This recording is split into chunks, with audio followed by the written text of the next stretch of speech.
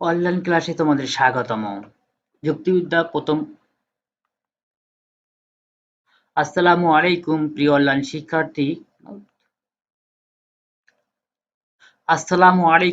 Online শিক্ষার্থী। যুক্তিবিদ্যা প্রথম পত্রের ৪১তম ক্লাসে তোমাদের স্বাগতম। আমি মোহাম্মদ আনিসুর রহমান, প্রভাষক যুক্তিবিদ্যা, বালারহাট আদর্শ school and college, Naodanga, Phulbari, Kurigram. এই ক্লাসের যাবতীয় তথ্য সংগ্রহ, কম্পোজ ও অ্যানিমেশন করেছি আমি নিজেই, মোহাম্মদ আনিসুর রহমান, প্রভাষক যুক্তিবিদ্যা, বালারহাট আদর্শ school and college, Phulbari, Kurigram. Mobile number 01710488998। পঞ্চম অধ্যায়ের পাঠ পরিকল্পনা। দেখো, অনুমানের সংজ্ঞা এই ক্লাসটি হয়েছে এবং অনুমানের প্রভাব এই দুইটি ক্লাস হয়েছে।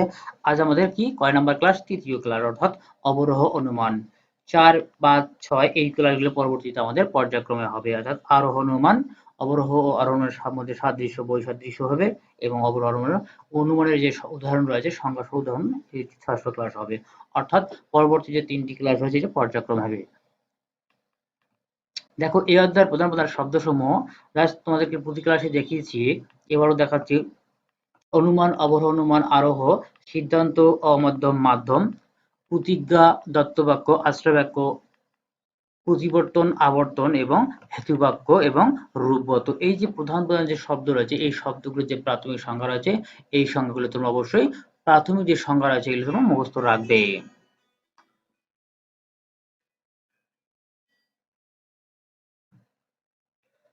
তো দেখো, আমরা এই পাঠ শেষে আমরা কি শিখবো, অর্থাৎ এই তৃতীয় যে ক্লাস রয়েছে, এই তৃতীয় ক্লাস শেষে আমরা শিখবো অবরোহ অনুমানের প্রকৃতি ব্যাখ্যা করতে পারবো।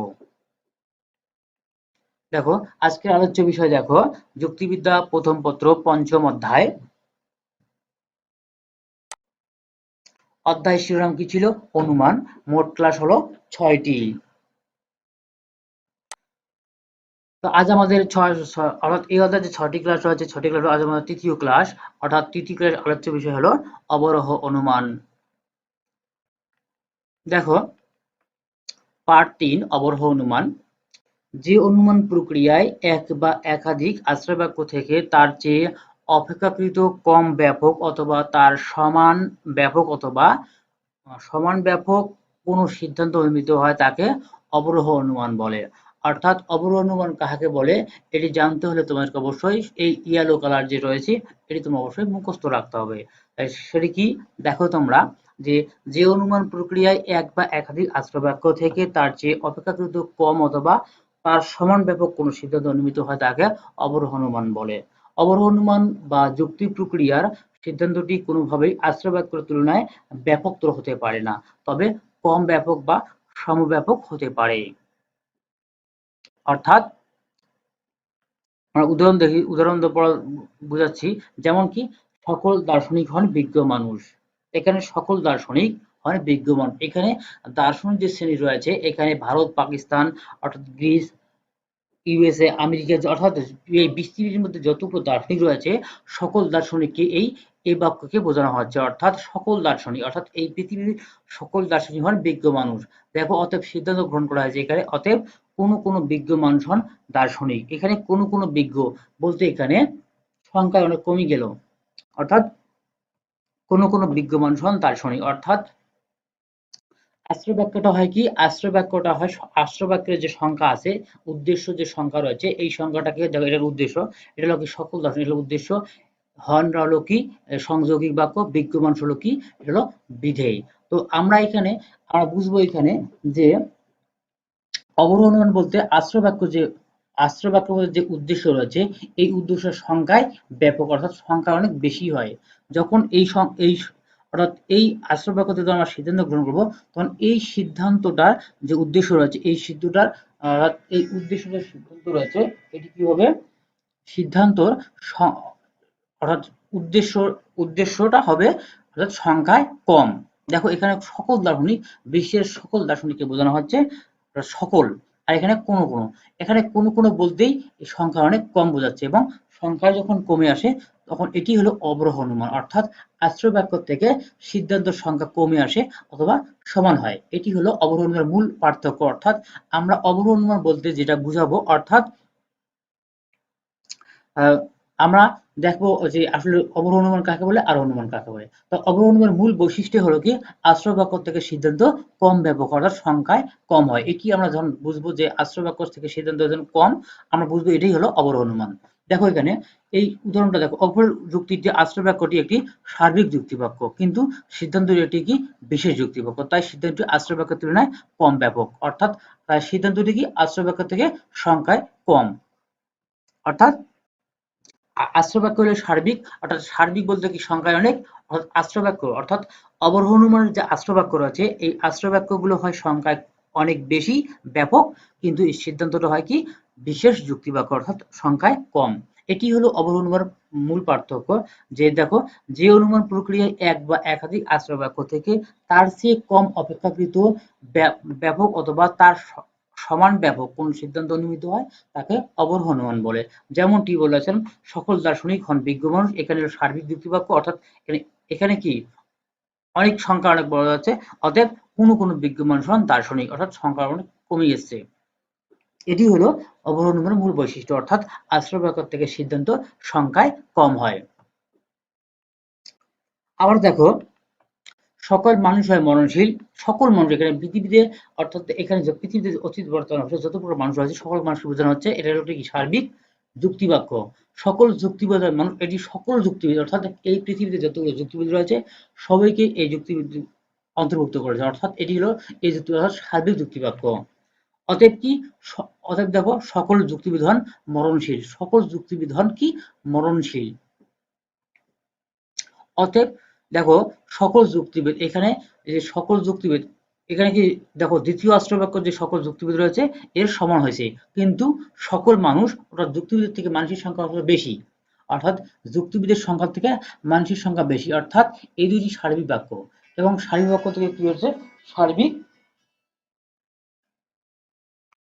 দেখো সার্বিক বাক্য থেকে সার্বিক বাক্য হয়েছে, অর্থাৎ সকল যুক্তিবাদ এখানে যে দ্বিতীয় আশ্রয় বাক্য রয়েছে, দ্বিতীয় আশ্রয় বাক্যের উদ্দেশ্য যে পরিমাণ অর্থাৎ যে পরিমাণ সংখ্যা রয়েছে সেই সমপরিমাণ সংখ্যাটা হলো কি এখানে সিদ্ধান্ত হয়েছে। অর্থাৎ আমরা প্রথমে বলেছিলাম যে আশ্রয় বাক্যতে সিদ্ধান্তর সংখ্যা হয় কম হবে অথবা সমান হবে, এর বেশি কখনো হতে পারবে না।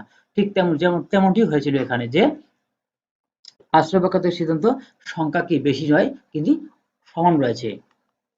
এই দৃষ্টান্তে আশ্রয় বাক্য দুটি যেমন সার্বিক যুক্তিবাক্য এ যেমন সকল মানুষ হয় মননশীল এবং সকল যুক্তিবোধন মানুষ, তেমনি সিদ্ধান্তটিও সার্বিক যুক্তিবাক্য। তাহলে এ এই যুক্তিবাক্য দেখো সকল যুক্তিবোধন মরণশীল, তাই ব্যাপ্যতার দিক থেকে আশ্রয় বাক্য যুক্তিবাক্যের সিদ্ধান্ত কি এখানে সমান, অর্থাৎ আশ্রয় বাক্য থেকে সিদ্ধান্ত কি সংখ্যা কি সমান, তাই ব্যাপ্যতার দিক থেকে আশ্রয় বাক্য যুক্তিবাক্যের সিদ্ধান্ত এখানে সমান। অবরোহ অনুমানের সিদ্ধান্তটি আশ্রয় বাক্য থেকে কি অনিবার্যভাবে অনুমিত হয়। অবশ্য সব অনুমান বা যুক্তি প্রক্রিয়ারই এই বৈশিষ্ট্য থাকতে হয়।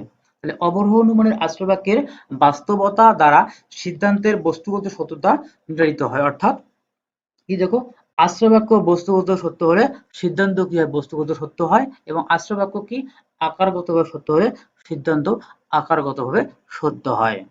অর্থাৎ আশ্রয় বাক্য যে রয়েছে আশ্রয় বাক্যগুলো যদি কি বস্তুগতভাবে সত্য হয় তাহলে এই সিদ্ধান্তটি কি হবে বস্তুগত সত্য হবে, এবং এই আশ্রয় বাক্য দুটি যদি কি বস্তুগতভাবে আকারগতভাবে সত্য হয় তাহলে এই সিদ্ধান্তটিও আকারগতভাবে সত্য হবে।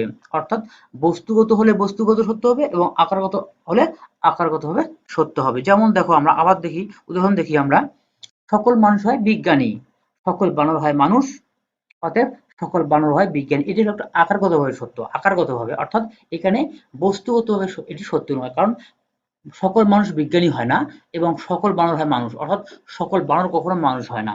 এটি হলো কি বস্তুগতভাবে কোনো সত্য নয়, অর্থাৎ আমাদের পৃথিবীতে যে বাস্তবিক সত্য রয়েছে এই সত্যের সাথে এই সত্যের কোনো মিল নেই। এটি হলো বস্তুগত সত্য, অর্থাৎ এটা বস্তুগতভাবে সত্য নয়, এটা হলো আকারগতভাবে সত্য। অতএব সকল বানর হয় বিজ্ঞানী। আমরা অর্থাৎ একটা যুক্তি তৈরি করতে যে নিয়মগুলো রয়েছে সেই নিয়মগুলো পালন করে আমরা এই কি করেছি সিদ্ধান্তটা গ্রহণ করেছিলাম। এই জাস্ট শুধু আকারগতভাবে সত্য, অর্থাৎ এই নিয়মগুলো পালন করার পর এটি আকারগতভাবে সত্য হয়েছে, কিন্তু বস্তুগতভাবে এটি সত্য নয়। এই যুক্তিটির সিদ্ধান্ত বস্তুগতভাবে সত্য নয়, কারণ এর আশ্রয় বাক্য দুটিও বস্তুগতভাবে সত্য নয়। আবার দেখো সকল বিজ্ঞানী হন গবেষক, নিউটন হন বিজ্ঞানী, অতএব কি নিউটন হন গবেষক। এখানে দেখো এই দুইটি আশ্রয় বাক্য যে রয়েছে এই দুইটি আশ্রয় বাক্য কি বস্তুগত সত্য। আমরা জানি যে সকল বিজ্ঞানী হোক গবেষক, যারা বিজ্ঞানী তারা কিন্তু অবশ্যই গবেষক হন এবং নিউটন হন বিজ্ঞানী, এবং এটা আমরা জানি যে বিজ্ঞানী নিউটন একজন বিজ্ঞানী ছিলেন। তাহলে নিউটন এটা কি বস্তুগতভাবে সত্য এবং এটা আকারগতভাবে সত্য, অতএব নিউটন হন গবেষক। তাহলে এই জিনিসটা দেখো, এটা হলো সকল বিজ্ঞানী হন গবেষক, এটি যেমন বস্তুগতভাবে সত্য এবং আকারগতভাবে সত্য, তেমনি নিউটন হন বিজ্ঞানী, এটি হলো কি বস্তুগতভাবে সত্য এবং আকারগতভাবে সত্য। তাই এই সিদ্ধান্তটা কি হবে বস্তুগতভাবে বা আকারগতভাবে সত্য হয়েছে। এটি যেমন কি আকারগতভাবে সত্য, কোনো বস্তুগতভাবে সত্য নয়, তেমনি এই যে এটি হলো কি বস্তুগত সত্য এবং আকারগত সত্য উভয়ই, অতএব নিউটন গ্রহ এটি হলো কি আকারগতভাবে সত্য এবং বস্তুগত সত্য। যেমন এখানে সিদ্ধান্তটি কি বস্তুগত সত্য, কেননা আশ্রয় বাক্য দুটিও বস্তুগতভাবে সত্য। তবে এখানে উল্লেখ্য যে অবরোহ অনুমানের ক্ষেত্রে আকারগত সত্যতা যথেষ্ট বলে মনে করা হয়। এখানে এক্ষেত্রে কি বস্তুগত সত্যতা নিশ্চিত করা আবশ্যক নয়, অর্থাৎ আমরা যে অবরোহ অনুমান রয়েছে এই অবরোহ অনুমানের মধ্যে কি বস্তুগত সত্যটাকে কি বেশি প্রাধান্য দেওয়া হয় না, আকারগত সত্যটাকে এখানে বেশি প্রাধান্য দেওয়া হয়। অর্থাৎ এখানে আকার অনুযায়ী, অর্থাৎ যুক্তি যে একটা প্রণয়ন করব এই যুক্তিটি নিয়ম মাফিক হলো কিনা এটি শুধু বেশি দেখানো হয় এই অবরোহ অনুমানের মধ্যে। এখানে বস্তুগত যে সত্য হতেই হবে এমন কোনো নিয়ম এই কি অবরোহ অনুমানের মধ্যে নেই। অর্থাৎ অবরোহ অনুমানে যে যুক্তিটি দেওয়া হবে এই যুক্তিটি কি বস্তুগতভাবে সত্য নাও হতে পারে, কিন্তু আকারগতভাবে সত্য অবশ্যই হবে। দেখো অবরোহ অনুমানের বৈশিষ্ট্য, অর্থাৎ আমরা এই যে এতক্ষণ যে পড়লাম, অর্থাৎ উদাহরণ দিলাম, সংজ্ঞা দিলাম, তার প্রেক্ষিতে এই অবরোহ অনুমানের বৈশিষ্ট্য হলো কি, দেখো এই বৈশিষ্ট্যগুলো পড়লে আমাদের এই অবরোহ অনুমান যে রয়েছে এটি আরো স্পষ্ট হয়ে উঠবে। যেমন অবরোহ অনুমান প্রক্রিয়ার প্রকৃতি বিশ্লেষণ করলে নিচের বৈশিষ্ট্যসমূহ লক্ষ্য করা যায়। ১ নম্বর কি দেখো, অবরোহ অনুমানের সিদ্ধান্ত কখনো কি আশ্রয় বাক্যের চেয়ে ব্যাপকতর হতে পারে না, তবে সিদ্ধান্ত আশ্রয় বাক্যের সমান ব্যাপক হতে পারে। দেখো তাহলে অবরোহ অনুমানে কি আশ্রয় বাক্য থেকে সিদ্ধান্ত কখনো বেশি হতে পারে না, কিন্তু সমান হতে পারে। ২ নম্বর দেখো, এক্ষেত্রে সিদ্ধান্তটি আশ্রয় বাক্য থেকে অনিবার্যভাবে নিঃসৃত হয়, অর্থাৎ অবরোহ অনুমানের আশ্রয় বাক্য সিদ্ধান্তের মধ্যে একটা অনিবার্য সম্পর্ক থাকে। অর্থাৎ অবরোহ অনুমানের মধ্যে কি থাকে, আশ্রয় বাক্য এবং সিদ্ধান্তের মধ্যে একটা অনিবার্য সম্পর্ক থাকে। ৩ নম্বর দেখো, যে অবরোহের আশ্রয় বাক্য বস্তুগত সত্য হলে সিদ্ধান্ত বস্তুগত সত্য হবে, অন্যদিকে আশ্রয় বাক্য আকারগতভাবে সত্য হলে সিদ্ধান্ত আকারগতভাবে সত্য হবে। ৪ নম্বর দেখো, যে অবরোহ অনুমানের ক্ষেত্রে বস্তুগত সত্যতা প্রয়োজনীয় নয়, এখানে আকারগত সত্যতাই যথেষ্ট, তবে কোনো কোনো ক্ষেত্রে এটি আকারগত বস্তু উভয়ভাবে সত্য হতে পারে, যেমনটি আমরা একটু আগে দেখিয়েছিলাম।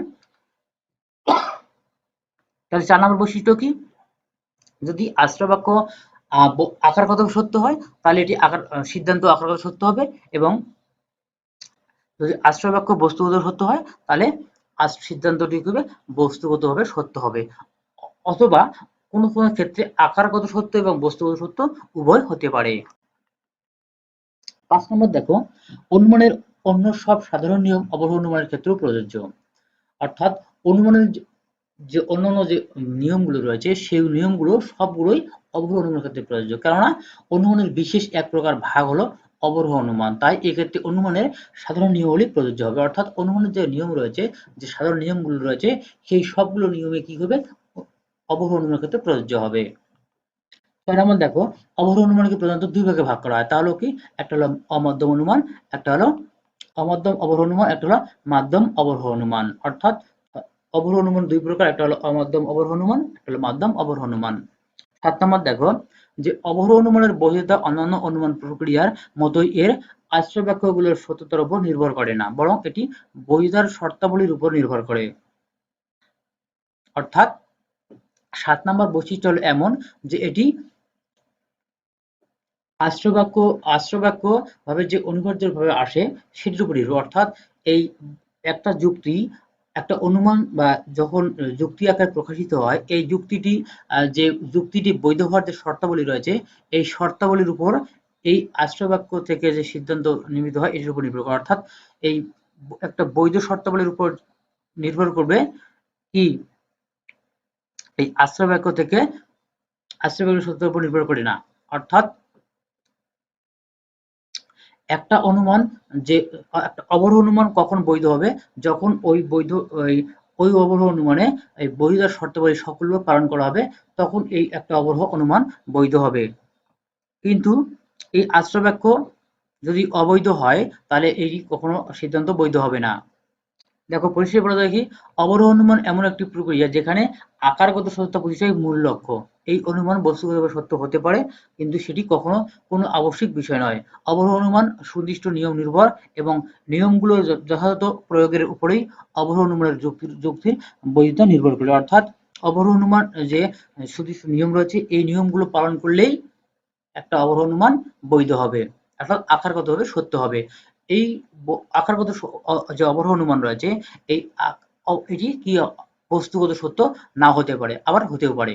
না হলে কোনো কি যে একটি অবরোহ অনুমান কি যদি বস্তুগত সত্য না হয়, না হলে যে সেটি সেই অবরোহ অনুমান যে আবার অবৈধ হবে তাও কিন্তু না হতে পারে।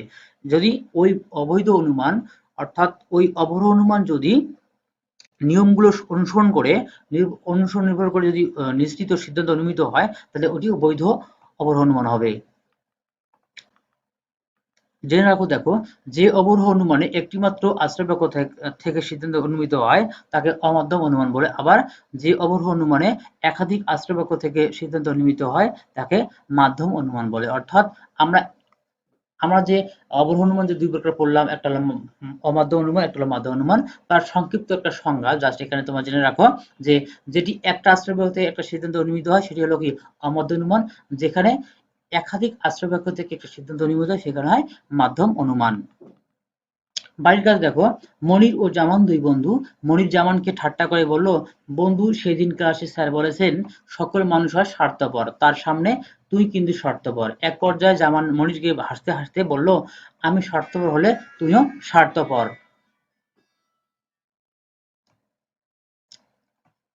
ঠিক বলেছিস, এ দুনিয়ার সবাই স্বার্থপর। এটি একটা উদ্দীপক। এই উদ্দীপকের প্রশ্ন হবে, উদ্দীপক মনিরের বক্তব্যে কোন বিষয়টি উদ্বোধন করেছে ব্যাখ্যা করো। অর্থাৎ এই উদ্দীপকের আলোকে মনিরের যে বক্তব্য রয়েছে এই বক্তব্যটি কোন পাঠ্য বইয়ের কোন বিষয়টি প্রতিফলন করেছে সেটি ব্যাখ্যা করতে হবে।